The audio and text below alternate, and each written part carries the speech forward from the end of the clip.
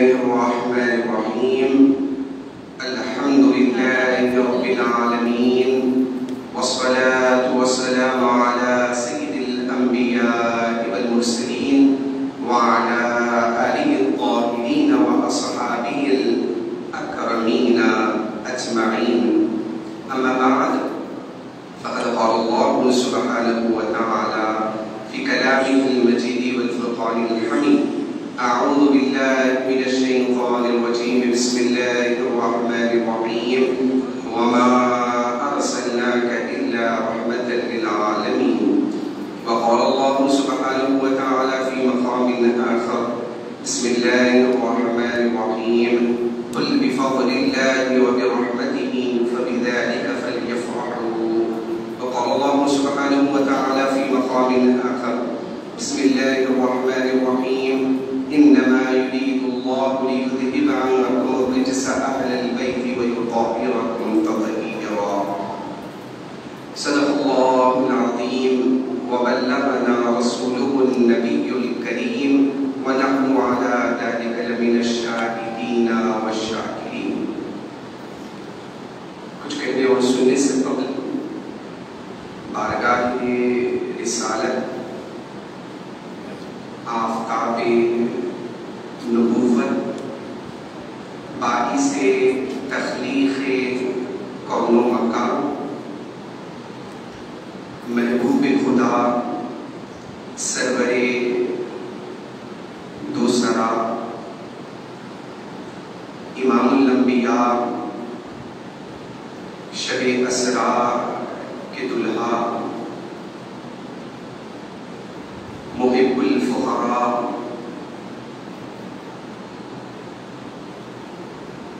سرور کونین موتی دینی متین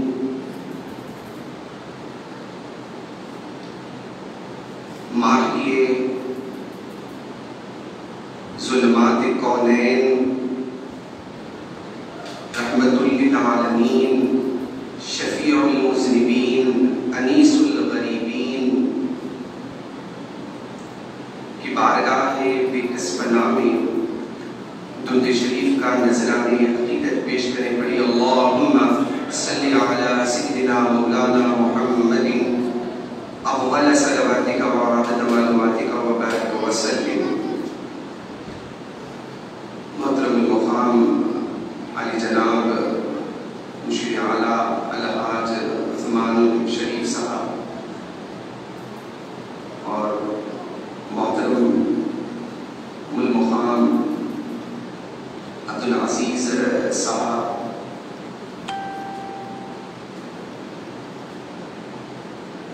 حفظہ اللہ و دیگر حاضرین سامعین بزرگوں نوجوان ساتھیوں، اللہ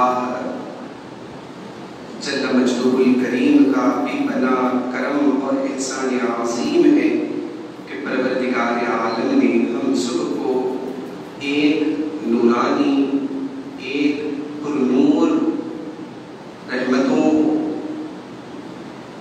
کی برسات ہونے والی محفل میں جمع فرمایا، اور اللہ کا کرم اور احسان عظیم ہے کہ اللہ تبارک و تعالیٰ نے ہم سب کو سکون و عافیت نصیب فرمایا. کوئی مرض میں مبتلا ہے اور کوئی ہمارے اس شہر حیدرآباد میں بہت سارے ایسے خاندان ایسے مکانات ہیں جو پریشان حال ہیں اور زندگی کے لمحات کو بہت ہی غمناک عالم میں گزار رہے ہیں. اللہ کا کرم ہے، سکون عطا فرمایا. انسان بسا اوقات بہت ہی ناشکرہ بندہ ہوتا ہے کہ اللہ بے شمار احسانات اکرامیات نوازشیں کرتا ہے، لیکن بندہ ناشکری میں مبتلا ہوتا ہے. اللہ کا کرم ہے صحت و عافیت کے ساتھ اتنی اچھی نورانی محفل میں ہم سب کو بیٹھنے کا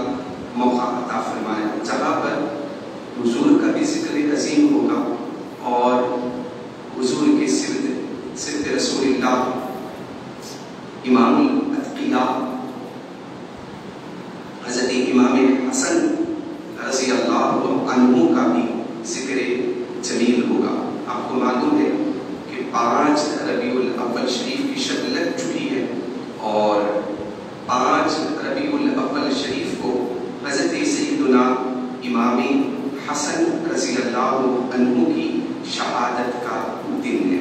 لوگ 28 سفر وغیرہ کہتے ہیں، لیکن تسلسل کے ساتھ یہی بات جو ہے علماء نے ذکر کی کہ 5 ربیع الاول شریف امام حسن رضی اللہ عنہ کی شہادت کا دن ہے. البس حضور کا بھی ذکر ہو اور حضور کی ولادت کا بھی ذکر ہوگا، حضور کے نواسے امام حسن رضی اللہ عنہ کا بھی ذکر ہوگا. حاضرین سامعین، آپ کو اور ہم کو چاہیے کہ خلفائے راشدین ہیں اور اہل بیت اطہار ہیں، ان کی کم از کم شہادت کے دن معلوم ہونے چاہیے کہ کب ان کی شہادت ہوئی ہے. حضرت ابو بکر کی کب ہوئی ہے، حضرت عمر فاروق ہیں، عثمان غنی رضی اللہ عنہ ہیں، حضرت سیدنا علی مرتضیٰ کرم اللہ وجہہ کریم کا جو ہے شہادت کب ہوئی ہے، یہ وفات اور ان کے شہادت کے دن معلوم ہونے چاہیے. تو ہم اس وقت آغاز کرتے ہیں. سب سے پہلے امام حسن رضی اللہ عنہ کی مختصر سی سیرت کی طرف پڑھتے ہیں اور ان کے حوالے سے جو احادیث میں مناقب ذکر کیے گئے ہیں وہ آپ کے سامنے ذکر کروں گا، اور اس کے ساتھ ساتھ حضور کا تو میلاد اور حضور کی آمد اور حضور کی تشریف آوری پر خوشی مسرت کا اظہار، یہ ایک عظیم نعمت ہے. یہ اللہ جس کو چاہتا ہے ان کو یہ نصیب فرماتا ہے. ہمارے شام کو اس کو نصیب نہیں ہوتا. وسوسے آتے ہیں، خیالات آتے ہیں، شبہات دلوں میں ڈالے جاتے ہیں، لیکن اللہ جس کو نصیب کرے نصیب کرے.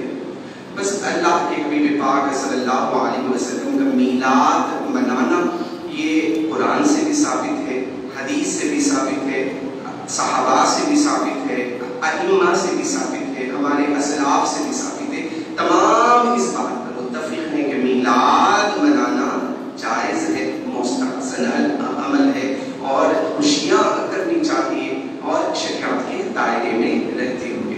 انشاءاللہ ایک پیغام ہمارے اسپیشلی حیدرآباد والوں کے لیے خاص طور پر کہ ہم کو اس سال خاص طور پر کیسے میلاد منانا چاہیے وہ بھی آپ سے گزارش کرتا ہوں. زیادہ طویل گفتگو آپ سے کرنا نہیں ہے، مختصر سا گفتگو ہوگی. آپ جو ہے اطمینان سے تشریف رکھیں.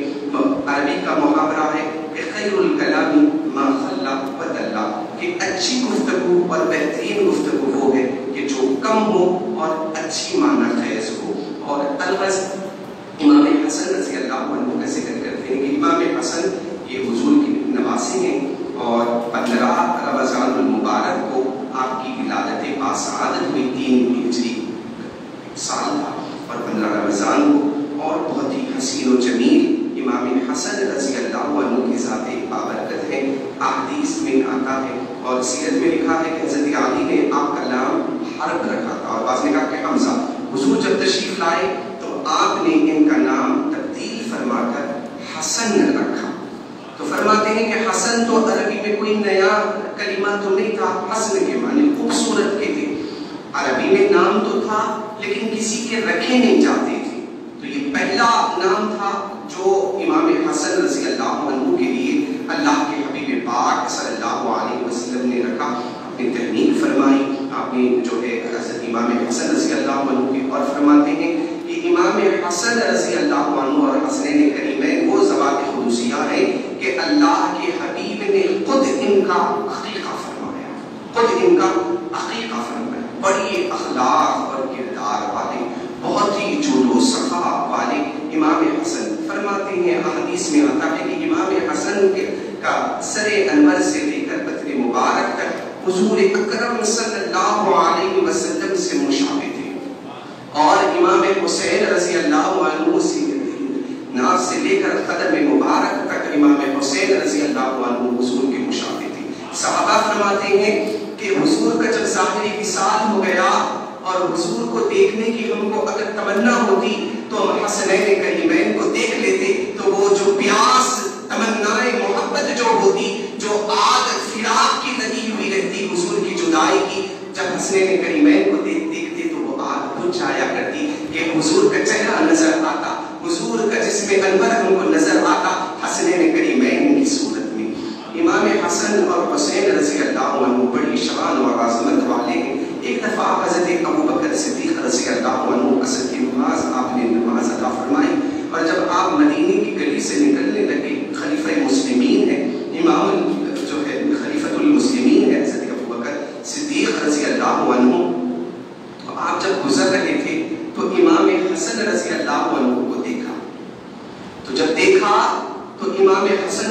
لیا اور اپنے کندھے پر بٹھا لیا. اس کے بعد فرمایا اشبہ برسول اللہ صلی اللہ علیہ وسلم، علی یہ سب سے زیادہ حضور سے مشابہ ہے، علی سے مشابہ نہیں دیکھتا. حضرت علی مسکرانے لگے کہ امام حسن سے حضرت ابوبکر کی محبت دیکھیں کہ صحابہ اہل بیت اطہار سے محبت کیا کرتے تھے اور اہل بیت اطہار صحابہ سے محبت کیا کرتے تھے. ان کے درمیان کوئی رنجشیں، کوئی رقابتیں، کوئی عداوتیں، ارے رقابت، عداوت، دشمنی ہم جیسے لوگوں کے دلوں میں ہوتی ہے. یہ صحابہ نفوس قلب والے تھے اور اہل بیت اطہار اللہ نے ان کے دلوں کو پاک فرما دیا تھا. انما یرید اللہ لیذھب عنکم الرجس اہل البیت ویطہرکم تطہیرا. اللہ نے ان کے دلوں کو پاک فرمایا تھا، کوئی رنجش نہیں تھی. اللہ کے حبیب کاندھے پر حضرت امام حسن کو اٹھایا تھا، وہ سنت بھی ادا ہو گئی اور پیغام بھی امت کو یہ دیا کہ حسن میرے آقا کے مشابہ ہے. چہرہ حضور اکرم صلی اللہ علیہ وسلم کی طرح ہے. ایک مرتبہ حضرت امام حسن رضی اللہ عنہ کو حضور اکرم صلی اللہ علیہ وسلم کاندھے پہ سوار کیے ہوئے ہیں. تو صحابی نے فرمایا کہ کیا اچھی سواری ہے. کہنا یہ چاہ رہے تھے کہ حضور سواری بنے ہیں اور کیا ہی اچھی سواری ہے. تو حضور اکرم صلی اللہ علیہ وسلم نے فرمایا کہ سواری کو دیکھ رہے ہو، سوار کو بھی دیکھو، سوار بھی بڑی شان والا ہے، سوار بھی حسن جیسا ہے. یہ شان اور مرتبت رکھنے والی ذات حضرت امام حسن رضی اللہ عنہ کی ہے. اہل بیت اطہار میں کہ آپ کو معلوم ہے کہ واقع مباہلہ کہ عیسائی آ کر حضور اکرم صلی اللہ علیہ وسلم کا مباہلہ کرنے کا ارادہ کیا کہ وہ بدبخت عیسائی حضور سے بحث و مباحثہ کرنے کے لیے مباہلہ کا ارادہ کیے. اللہ کے حبیب پاک کے لیے اللہ نے فرمایا قل تعالوا ندعو ابناءنا وابناءکم ونساءنا ونساءکم وانفسنا وانفسکم، کہ تم تمہارے گھر والوں کو، ہم ہمارے گھر والوں کو، تم تمہارے نفوس کو اور ہمارے نفوس کو ہم بلاتے ہیں، دیکھیں اور مباہلہ کرتے ہیں. ندعو ابناءنا وابناءکم ونساءنا ونساءکم وانفسنا وانفسکم ثم نبتلی، پھر مباہلہ کریں. تو جب حضور تشریف لائے مباہلہ کے لیے تو آپ نے حضرت علی کرم اللہ کو، جب حضور تشریف لا رہے تھے حضرت علی آپ کے پیچھے تھے، حضرت فاطمہ الزہرا رضی اللہ عنہا پیچھے تھے. آپ کی انگلی مبارک حضرت امام حسن نے تھامی رکھی تھی اور حضور کی گود مبارک میں امام حسین رضی اللہ عنہ تھی. نجران کے عیسائیوں نے دیکھا کہ آپ کے ان کے اوپر عذاب نازل ہو رہا ہے اور وہ اس سے دیکھ رہے ہیں کہ کوئی خوف ان پہ طاری ہو گیا. تو ان کے بڑوں نے کہا کہ یہاں سے بھاگ جاؤ، ہم دیکھ رہے ہیں کہ کوئی عذاب ہم پر نازل نہ ہو جائے. تو امام حسن رضی اللہ عنہ کو حضور سے بہت محبت تھی. حضور بھی امام حسن رضی اللہ عنہ سے بہت محبت فرمایا کرتے تھے. فرماتے ہیں کہ ایک مرتبہ امام حسن کو اپنے گود میں بٹھایا. کبھی حضور حسن کو دیکھ رہے ہیں، کبھی صحابہ کو دیکھ رہے ہیں، کبھی حسن کو دیکھ رہے ہیں، کبھی صحابہ کو دیکھ رہے ہیں. فرمایا ان ابنی سید القوم، کہ میرا یہ بیٹا سردار ہے، کہ یہ سردار ہے اور لعل اللہ یصلح بین فئتین المسلمین، کہ اس کے ذریعے اللہ دو مسلمان جماعتوں میں صلح فرمائے گا. حضور کا بات دیکھیں، ابھی گود میں بیٹھے ہیں اللہ کے حبیب پاک صلی اللہ علیہ وسلم، کئی سال بعد کی خبر میرے آقا فرما رہے ہیں. ارے علم غیب پر اعتراض کرنے والے ذرا دیکھ تو صحیح، احادیث بخاری میں موجود ہے، ترمذی شریف میں موجود ہے. میرے آقا ابھی بچے ہیں امام حسن، آنے والے حالات کو بھی بیان فرما رہے ہیں اور اس وقت کیا ہوگا آقا اس کا بھی ذکر فرما رہے ہیں کہ یہ میرا بچہ دو مسلمان قوم کے درمیان صلح فرمائے گا. ابھی غیب اگر اس کو نہ کہیں تو کس کو غیب کریں. کبھی قبر کی بات حضور نے بیان فرما دی، کبھی پیٹ میں کیا کون پیدا ہوگا حضور نے خبر دے دی، کبھی آسمان دیکھ کر بارش نازل ہونے کی خبر حضور نے فرما دی، نسلوں کی خبر حضور نے دے دی، ارے کئی ہزار سال کی خبر حضور نے دے دی. جنت میں کون پہلے جائے گا آقا نے خبر ارشاد فرما دی. قرب قیامت کی نشانیاں حضور نے ذکر فرما دی. ابھی غیب کس کو کہتے ہیں؟ ارے یہ تمام چیزیں غیب میرے آقا کے صدقے نالین کے صدقے اللہ نے امت کو عطا فرمایا. ذرا غور تو کریں کہ اللہ نے حضور کو کیا کیا چیزوں کی خبر عطا. بچہ ابھی جو ہے گود میں بیٹھا ہے، اس کے آنے والے فیوچر کو ذکر کرنا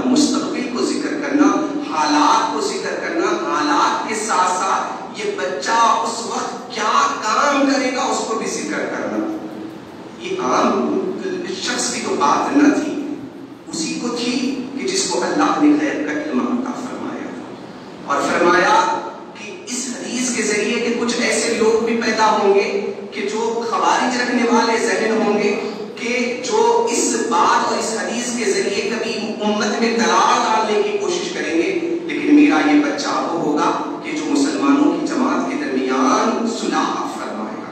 अमीर इमाम रज़ी अल्लाह अन्हु का ज़माना था। इमाम हसन रज़ी अल्लाह अन्हु ने अपनी मर्जी से, जो खलीफे राशिद थे, आपने अपनी मर्जी से अमीर इमाम रज़ी अल्लाह अन्हु के हवाले आपने खिलाफत फरमाई।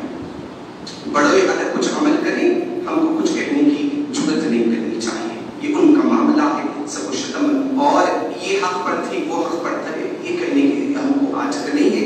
अमीर मुआविया रज़ी अल्लाह अन्हु इमाम हसन रज़ी अल्लाह अन्हु ने हवाले किया और जिसके जरिए आपने वो काम किया कि मुसलमानों में इंतशार, इफ्तिराक और मुसलमानों के दरमियान जंग व जिदाल को आपने खत्म फरमाया। हज़रत उमर फारूक रज़ी अल्लाह अन्हु दीगर सहाबा हसनैन करीमैन रज़ी अल्लाह अन्हुमा से बहुत मोहब्बत फरमाया करते थे। एक दफा माल गनीमत मदीने में आया, आप देखें किस मोहब्बत थी सहाबा की अहल से। तो माल गनीमत जब आया तो हज़रत उमर फारूक अमीरुल मोमिनीन ने हज़रत इमाम हसन के लिए बदरी सहाबा के मुताबिक माल गनीमत अता फरमाया। मुहाजिर सहाबा थे, अंसार सहाबा थे और इसके अलावा अवलीन सहाबा ने, इनको इनके हिसाब से माल गनीमत दिया जाता था। इमाम हसन 7 साल सिर्फ हुजूर की सोहबत में रहे और आपने बदर में शिरकत नहीं फरमाई, लेकिन बदर के सहाबा के मुताबिक आपको माल गनीमत मिल रहा था। तो उमर फारूक रज़ी अल्लाह अन्हु के साहिबजादे ने पूछा कि अब्बा जान, आप हसन को बदरी सहाबा के मुताबिक माल गनीमत में से माल दे रहे हैं, कुर्बान जाए उमर फारूक रज़ी अल्लाह, जरा और तो करें कि उमर फारूक रज़ी अल्लाह अन्हु ने अपने साहिबजादे के लिए क्या खूब इरशाद फरमाया कि उमर फारूक रज़ी अल्लाह अन्हु ने अपने बेटे ने जब कहा कि अब्बा जान, आप हसन के लिए बदरी सहाबा को ज्यादा माल जो है उमर हज़रत इमाम हसन को दे रहे हैं, तो उमर फारूक रज़ी अल्लाह अन्हु ने फरमाया, मैं उस शख्स को बदरी सहाबा के मुताबिक माल गनीमत क्यों न दूं?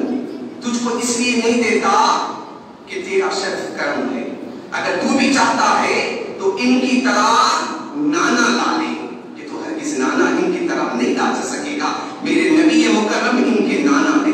अगर तू भी लेना चाहता है तो इनकी तरह वालिद ला, वालिद हज़रत अली करमल्लाहु वजहहु को नहीं ला सकता, इनकी तरह इनकी माँ ला, हरगिज़ नहीं ला सकता, इनकी माँ मुकर्रम, इनके वालिद मुकर्रम, इनके नाना मुकर्रम, इसीलिए इनको बदरी सहाबा के मुताबिक माल गनीमत दिया जा रहा है।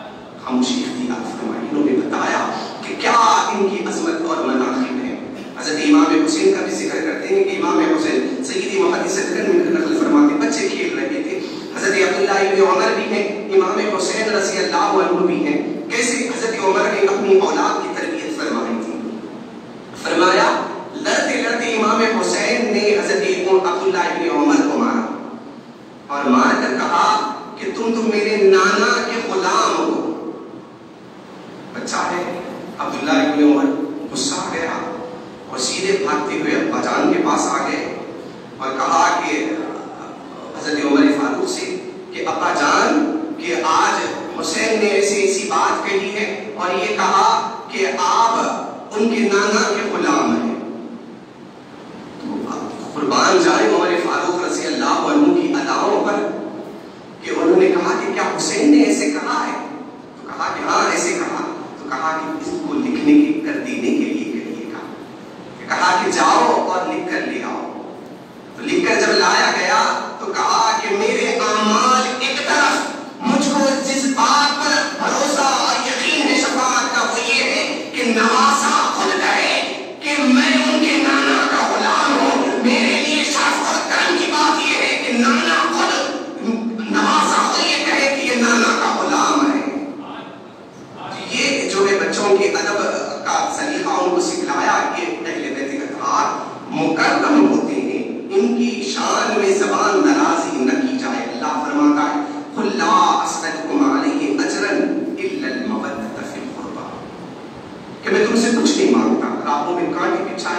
ہیں میں تم سے کچھ نہیں مانگتا، مجھ پہ زور و ظلم کے پہاڑ توڑے جاتے ہیں میں کچھ نہیں کہتا، پتھروں کی بارش ہوتی ہے میں تم سے کچھ نہیں مانگتا، مجھ کو کاہن کہا جاتا ہے میں کچھ نہیں مانگتا، مجھ کو ساحر کہا جاتا ہے میں تم سے کچھ نہیں مانگتا، مجھ پہ نازیبہ کلمات کہے جاتے ہیں میں تم سے کچھ نہیں مانگتا، میں اگر تم سے یہ مطالبہ کرتا ہوں تو صرف ایک چیز کا مطالبہ کرتا ہوں، وہ یہ کہ میری اہل بیت اطہار سے تم محبت کرو، قل لا اسألکم علیہ اجرا الا المودۃ فی القربى، مگر محبت کی جائے۔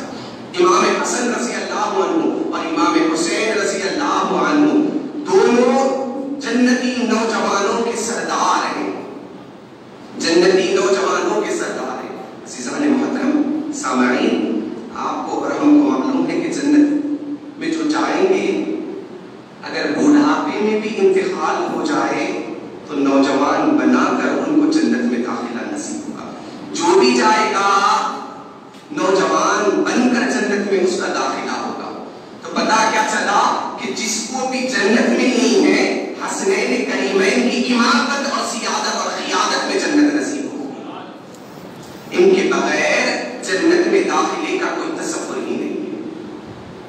تو امام حسن رضی اللہ عنہ جہاں پر جنتی نوجوانوں کے سردار ہیں، اس کے ساتھ ساتھ آپ کا تقویٰ، میں اور آپ ہیں، میں بھی اس میں شامل ہوں، آپ بھی اس میں شامل ہیں، کہ کسی نے ہم کو جنت کی بشارت نہیں دی، کوئی یہ گارنٹی اور ایشورنس نہیں دے سکتا ہے کہ تو جنتی ہے، نہیں معلوم آخری وقت میرا اور آپ کا کیا ہوگا۔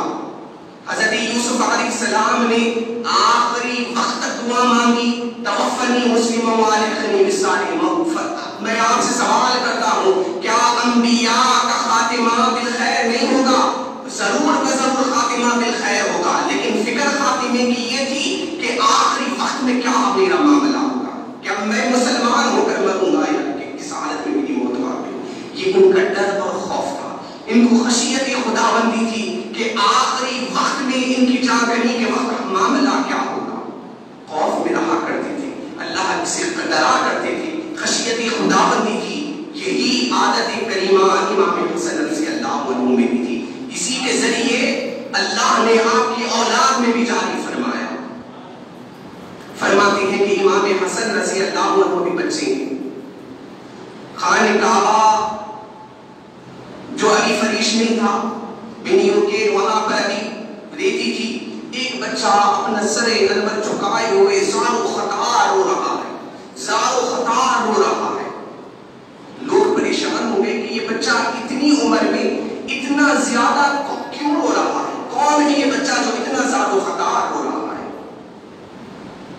تو جب وہ بچے کو اٹھایا گیا تو دیکھ کر تمام محبوب اور پریشان ہو گئے کہ یہ بچہ معمولی بچہ نہ تھا بلکہ امام حسن رضی اللہ عنہ کی ذات بابر ہے۔ یہ وہی امام حسن ہے کہ جن کو اللہ کے حبیب نے نوجوان جنتیوں کے سردار فرمایا، لیکن خشیت خداوندی کا اندازہ کریں کہ آپ زار و خطار ہو رہے ہیں۔ لوگوں نے پوچھا کہ آپ کیوں ہو رہے ہیں؟ فرمایا آپ کی کو نسبت حضور سے، آپ کا کو تعلق حضور سے، اتنا رونا کیوں ہے؟ تو فرمایا آپ نسبت تو ہے لیکن عمل نہیں ہے کہ میں اللہ کی بارگاہ میں کیسے پیش ہوں۔ کیا خشیت خداوندی ہے، میرے اور آپ کی طرح امام حسن کے اعمال نہ تھے، ارے حالت کم سینی میں امام حسین کا وہ تقویٰ اور پرہیزگاری کا معاملہ نہیں تھا کہ ہمیشہ جھوٹ و صفا کرنے والے امام حسن رضی اللہ عنہ فرماتے ہیں کہ جب ایک مرتبہ مکے سے مدینہ آپ تشریف لا رہے تھے، ایک مقام پر رکے، بڑھیا وہاں پہ تھی، پوچھا کچھ ہے؟ تو کہا کچھ نہیں ہے، دودھ ہے، دودھ پیے۔ اس کے بعد فرمایا کچھ اور ہے؟ تو کہا کہ بکری کے علاوہ کچھ نہیں ہے۔ تو کہا کہ بکری کو ذبح کریں اور دعوت کریں۔ بکری ذبح کی گئی، اختصار سے عرض کر رہا ہوں، اور اس کے بعد تمام کھائے۔ فرماتے ہیں کہ وہ رخصت ہو گئے اور جاتے جاتے یہ کہا کہ ہم مدینے کے رہنے والے ہیں اور تم جب بھی مدینہ آؤ ہم سے ملے، ہم آپ کو کچھ نہ کچھ دے دیں گے۔ تو وہ چلے گئے۔ جب اس بڑھیا کے شوہر آئے تو کہا کہ تم ایک ناواقف اور نامعلوم لوگوں کے لیے اپنی بکری کو ذبح کر دیا۔ الغرض حالات بدل گئے، وہ بڑھیا پریشان ہو گئی، پریشانی میں مدینہ آئی۔ اب جب مدینہ پہنچی تو بڑی فاقہ کشی کا معاملہ تھا، بڑی جو ہے محتاجی تھی، پھرتے رہی مدینے کی گلیوں میں. ایک مرتبہ امام حسن نے ان کو دیکھ لیا. بڑھیا پہچان نہیں سکی تو وہ بڑھیا کو لے کر اپنے گھر تشریف ان کو لے کر آئے اور ضیافت فرمائی اور فرماتے ہیں کہ 1000 درہم اور کچھ بکریاں ان کو حوالے کی اور کہا کہ حسین کے پاس جانا اور کہنا کہ ہم نے تمہاری اس موقع پر ضیافت کی. خود کام نیک کا کیا اور اپنے بھائی کے پاس بھی بھیجا کہ تم بھی یہ عمل کریں. امام حسین نے بھی جو ہے دعوت کی اور بکریاں کے ساتھ ساتھ درہم ان کو نوازے اور اس کے ساتھ ساتھ آپ کے دوسرے بھائیوں سے بھی کہا. جب وہ بڑھیا جانے لگی تو مالدار بن کر مدینے سے نکلی کہ جو ایک مرتبہ اہل بیت اطہار کی ضیافت کرے خدا کی قسم وہ مالدار بن کر مدینے سے نکلتا ہے. تو آپ اندازہ کریں کہ یہ سخی گھرانہ تھا, یہ نوازنے والا گھرانہ تھا, یہ ہمیشہ جود و سخا کرنے والے تھے. آقا کی ذات جود و سخا کرنے والی, یہی عادت اہل بیت اطہار میں تھی. واہ کیا جود و کرم ہے شہبت تیرا, نہیں سنتا ہی نہیں مانگنے والا تیرا. فرماتے ہیں کہ حاتم طائی بہت بڑا سخی تھا, بہت بڑا سخی داتا تھا. حسن کا بھی ذکر ہوگا, حسن کے نانا کا بھی ذکر ہوگا, امام حسن رضی اللہ عنہ کا بھی ذکر ہوگا اور حضور پاک کا بھی ذکر ہوگا. فرماتے ہیں کہ حاتم طائی بڑا جود و سخا کرنے والا, بڑا جود و سخا, بڑی جو ہے جود و سخا کیا کرتا, داد و دہش اور بڑا نوازا کرتا تھا. فرماتے ہیں کہ ایک صحابی سے حاتم طائی کی بیٹی نے کہا کہ حاتم طائی اتنا جود و سخا کرتا تھا کہ 9 دروازے تھے اور 9 دروازے سے لوگوں کو دیا کرتا. ایک شخص آیا اور مانگنے لگا تو ایک دروازے سے حاتم طائی نے دے دیا, پھر بھیج بدلا, لباس تبدیل کیا, دوسرے دروازے سے آیا اور دوسرے دروازے سے بھی اس کو دے دیا, تیسرے دروازے سے آیا پھر دے دیا. حاتم طائی پہچان گئے لیکن پھر بھی دے رہے ہیں. الغرض جتنے دروازے سے تھے وہ تمام دروازوں سے وہ آیا اور اس کو دیتے گئے اور کبھی منع نہیں کیا. کیا تمہارے نبی بھی ایسے ہیں؟ تو قربان جائے صحابی کے اس ایمان پر. فرمایا میرے آقا کا وہ در ہے کہ جہاں پر کوئی ایک دروازے سے آئے اس کو اتنا دیتے ہیں کہ کوئی دوسرے دروازے سے مانگنے کی عادت ہی نہیں رہتی. اتنا عطا کرتے ہیں, اتنا عطا کرتے ہیں کہ ایک ہی دروازے سے سمیٹ بھر کر تو چلا جاتا ہے, مانگنے کی ضرورت نہیں ہوتی. اتنا میرے آقا کا فرمان, کبھی لا سنا ہی نہیں میرے آقا کی زبان سے. اتنا حضور عطا فرمان, اتنا حضور عطا فرمان. حضرت امام حسن کا ذکر چل رہا تھا. امام حسن رضی اللہ عنہ نے 2 بڑی مسلمانوں کی جماعت میں آپ نے صلح فرمائی اور جو قتل و غارت بھی ہونے والی تھی, آپس میں رقابت بڑھنے والی تھی, آپس میں خون ریزیاں ہونے کا امکان تھا, امام حسن رضی اللہ عنہ نے اس کو روک دیا. فرماتے ہیں کہ جب کوئی قربانی دیتا ہے, اپنے آپ پر جب نثاری کرتا ہے, اپنے عہدے کو چھوڑتا ہے, کچھ قربانیاں دیتا ہے تو اللہ اس کی قربانی کی لاج رکھتا ہے, اس کو بسا اوقات دنیا میں ہی عطا فرماتا ہے یا پھر آنے والی نسلوں کو عطا فرما دیتا ہے. آپ کو معلوم ہے کہ سورہ کہف آپ نے پڑھا ہوگا, بہت طویل واقعہ ہے حضرت موسیٰ اور حضرت خضر علیہ السلام کا. حضرت موسیٰ اور حضرت خضر کا طویل واقعہ ذکر کرنا نہیں چاہتا موضوع کے لحاظ سے کہ ایک دیوار گر گئی اور دیوار گرتے گرتے گر رہی تھی تو خضر علیہ السلام نے اس دیوار کو اٹھا دیا. موسیٰ علیہ السلام کو حکمت سمجھ میں نہیں آئی کہ یہ کیا معاملہ ہے کہ کبھی آپ نے اچھے خاصے بچے کو مار دیا, کبھی کشتی میں سوار ڈال دیا, ہر جگہ نقصان کیا, لیکن ایک موقع پر دیوار کو صحیح کھڑا کر دیا. پوچھا وہ طویل واقعہ نہیں چلتا, پڑھے سنے کہا یہ موضوع کے لحاظ سے کہ فرمایا کہ آخر میں پوری وجہ پوچھی کہ موسیٰ علیہ السلام نے کہ بتا دیں آپ معاملہ کیا ہے. فَأُنَبِّئُكَ کہ میں بتا دوں گا آپ کو. اس کے بعد کہا کہ وَأَمَّا الْجِدَارُ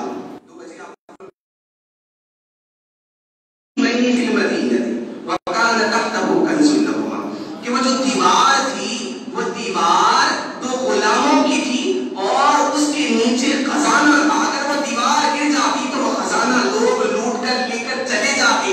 وَكَانَ أَبُوهُمَا صَالِحًا, اور ان دونوں کا باپ نیک تھا, باپ نیک اللہ اس نیکی کی برکت ان کی نسلوں میں جاری فرما دیتا ہے۔ نعرے تکبیر، نعرے رسالت۔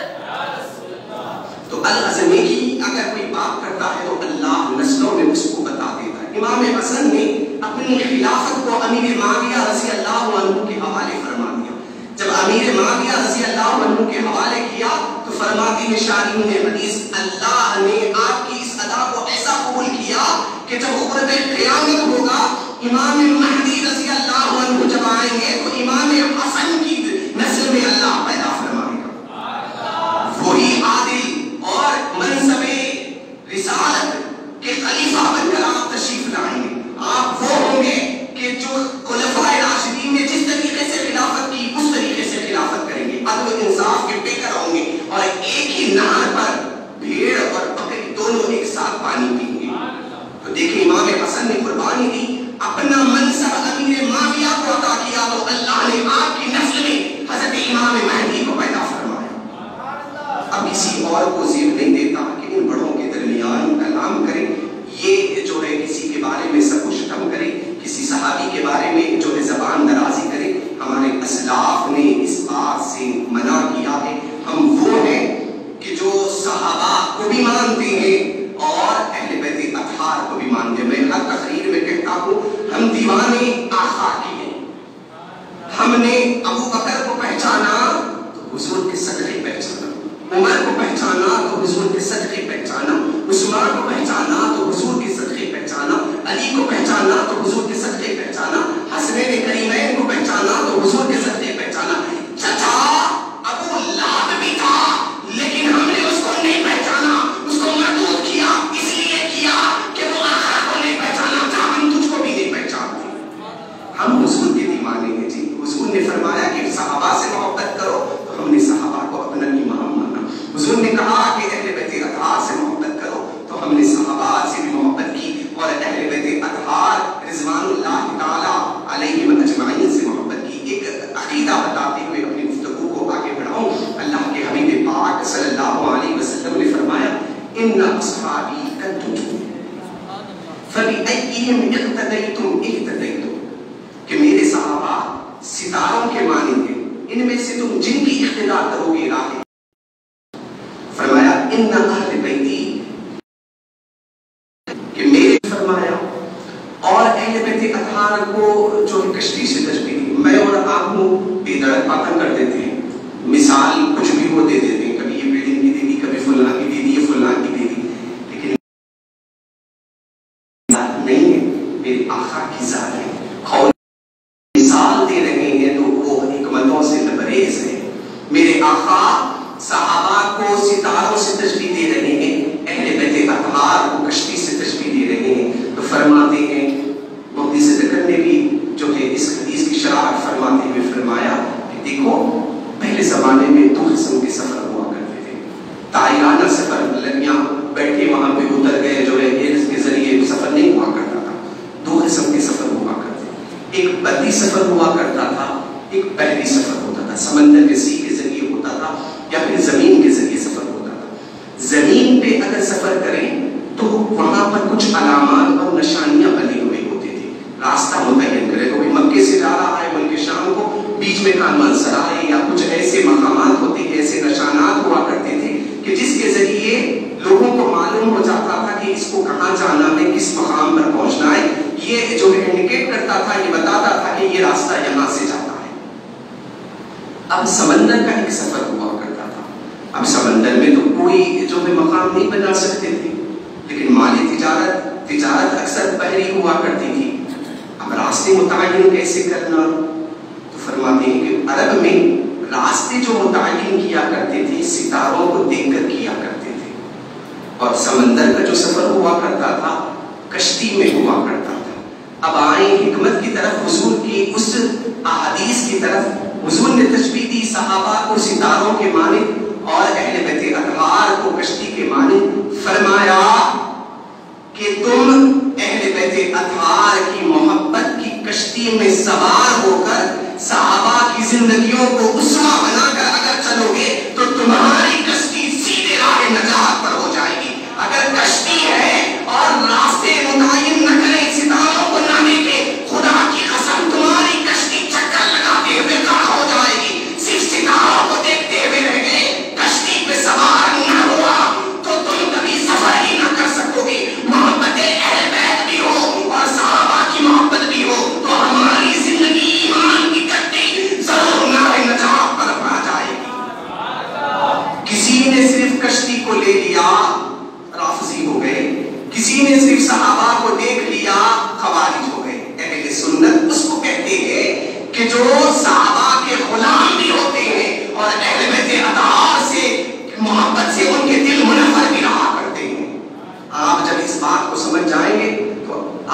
ہمیشہ اہل سنت والجماعت پر تم استقامت سے رہو گے، لاکھ فتنے اٹھیں، لاکھ سازشیں ہو مسلمانوں میں انتشار و افتراق کی، ہرگز نہیں بھٹک پاؤ گے۔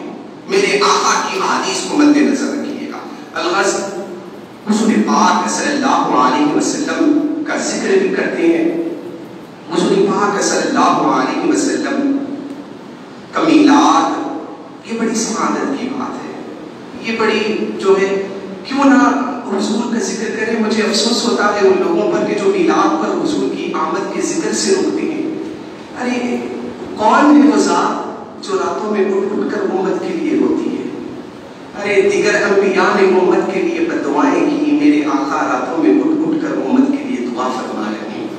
ارے جو کاہن اور ساحر کہہ رہے ہیں اللہ کے حبیب اس کی خیر کے لیے دعا فرما رہے ہیں۔ بدحسیں تم ان کی خاطر رات بھر رو رو کر آؤ۔ کون ہوگی ایسی ذات کہ جو راتوں میں اٹھ اٹھ کر امت کے لیے دعا کرتا ہو؟ میں ہمیشہ مثال دیا کرتا ہوں کہ میں اور آپ اگر کسی مقام اور کسی دکان سے سودا سلف خریدتے ہیں، کچھ ہمارے معاملات ہوتے ہیں، میں اور آپ کچھ کسی دکان پہ جاتے ہیں، روزانہ کی کرانہ جنرل اسٹور پہ آپ جاتے ہیں، وہاں پہ روزانہ کئی سال ہو گئے سودا سلف لینے۔ ایک دفعہ ایسا ہوا کہ اس نے تلخ گفتگو کر دی، بہت ہی سخت رویہ اختیار کر لیا۔ ایک مرتبہ سالوں کی ہماری جو بھی تجارت رہی، ان کے ساتھ معاملات رہے، ان کے ساتھ آپس میں معاملہ ہوتا رہا، ایک مرتبہ تلخ گفتگو کر دی تو ہم اور آپ یہ ہیں کہ اس کا چہرہ دیکھنا بھی گوارا نہیں کرتے۔ لیکن قربان جائے میرے نبی کی ذات بابرکت پر، راہوں پہ کانٹے بچھائے جا رہے ہیں، آقا ان کے لیے دعا فرما رہے ہیں۔ ارے کوئی ساحر کہہ رہا ہے، میں اور آپ ہیں، اگر میں یہاں پہ امامت کر رہا ہوں، اگر کوئی مجھے جو ہے کوئی گندا بات کہہ دے، خدا کی قسم میرا دل گوارا نہیں کرتا کہ میں وہ بات کو سنوں، مگر میرے آقا کی ذات امام الانبیاء ہونے کے بعد بھی کوئی آپ کو ساحر کہہ رہا ہے، لیکن آقا اس کے لیے اٹھ کر دعا فرما رہے ہیں۔ آپ وہ ہیں کہ کوئی کائن کہہ رہا ہے، اس کے لیے خیر کی دعائیں فرما رہے ہیں۔ کیا طائف کا میدان ہماری نظروں میں نہیں ہے کہ ہر طرف پتھروں سے کی بارش ہو رہی ہے؟ ارے ہر طرف آپ پر ظلم و زیادتی کے پہاڑ توڑے گئے۔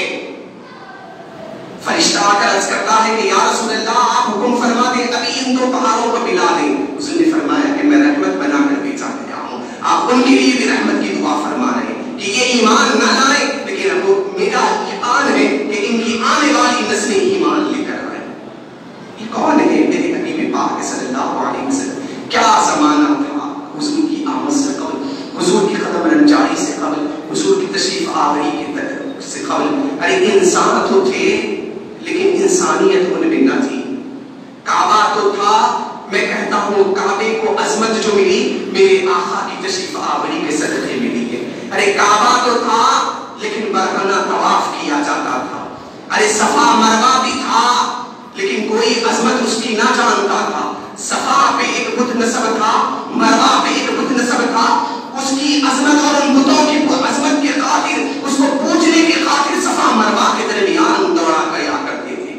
ارے آپس میں قتل و غارت گری ان میں عام، زناکاری ان میں عام، شراب نوشی ان میں عام، آپس میں قتل و غارت گری کرنا۔ انسان تو تھے لیکن کوئی انسانیت ان میں نہ تھی۔ میرے حبیب کی قدم رنجائی ہوئی، ارے انسان کو انسان بنایا میرے نبی کی ذات نے۔ کعبے کو عظمت ملی میرے نبی کی ذات سے، صفا کو عظمت ملی میرے نبی کی ذات سے، مروہ کو عظمت ملی میرے نبی کی ذات سے۔ میرے آقا آئے، انسان اپنے آپ کو پہچانا۔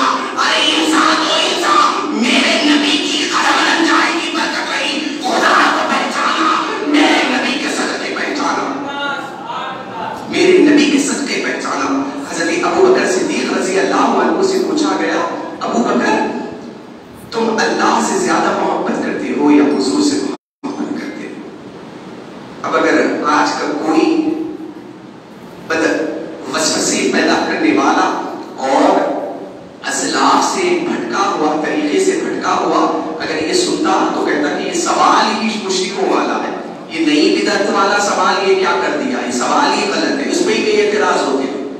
پوچھا ابو بکر سے کہ ابو بکر تم اللہ سے زیادہ محبت کرتے ہو یا حضور سے محبت کرتے ہو؟ کہا کہ حضور سے محبت کرتا ہوں۔ پوچھا کیوں؟ تو کہا کہ اللہ لا یزال ولم یزل، اللہ ابد الآباد سے ہے اور ہمیشہ ہمیشہ رہنے والا ہے. لیکن ہم تاریکیوں کے اندھیرے میں تھے, اللہ کو بھی نہیں جانتے تھے. اللہ کا اللہ کو پہچانا, اللہ سے معرفت کرائی, حضور نے کرائی. جس نے اللہ کی معرفت کرائی وہ حضور ہوئے. تو حضور کی محبت سب سے زیادہ ہے. جن کے صدقے اللہ کی معرفت ہوئی ہے, جن کے صدقے اللہ کا علم ہوا ہے, وہ نبی مکرم صلی اللہ علیہ وسلم کی ذات بابر